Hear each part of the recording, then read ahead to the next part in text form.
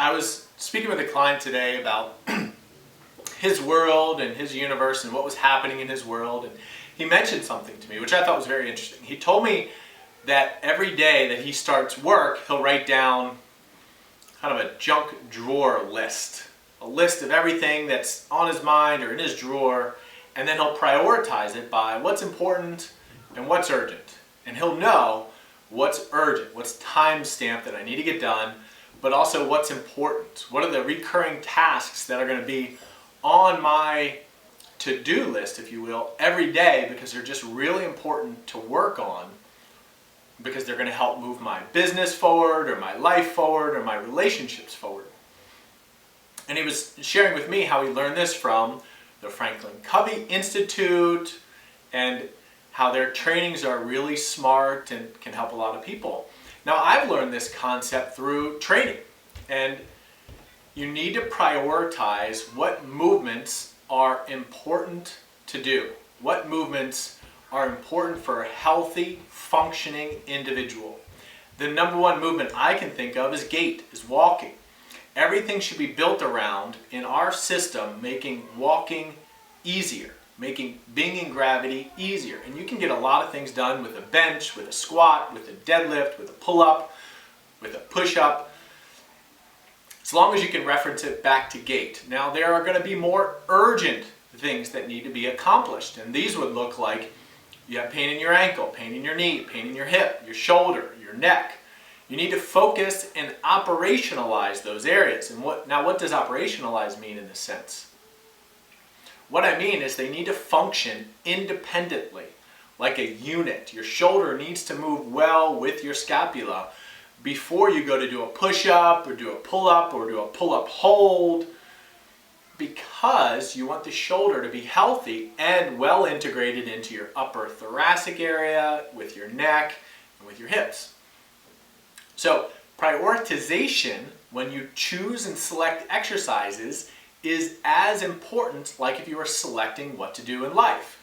If you were trying to become a better cook and increase your capacity to eat well and to cook for your family, it would be healthy to go to a farmer's market and see what's in season and pick from those ingredients. It needs to be nothing more than that, and making the food that you purchase palatable. And you make that an important part of what you do, to eat seasonally, to eat locally, and to keep the businesses alive that produce the food that makes your body really healthy. A difference, something that would focus on urgent for eating well, would be you need to stop eating desserts, or as many desserts. Now that's urgent. You got to focus on that.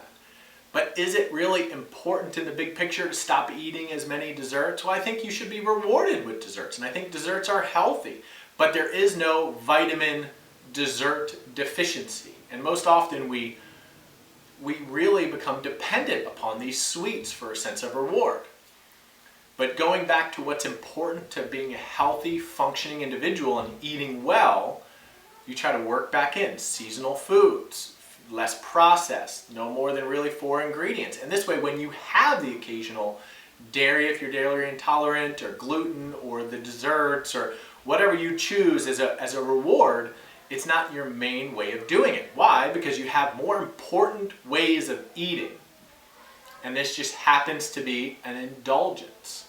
So I love this idea of prioritizing what's important and what's urgent when it comes to the realm of health, fitness, meditation, mindset, and nutrition. I think you can get a lot of mileage out of borrowing that playbook and applying it to your health.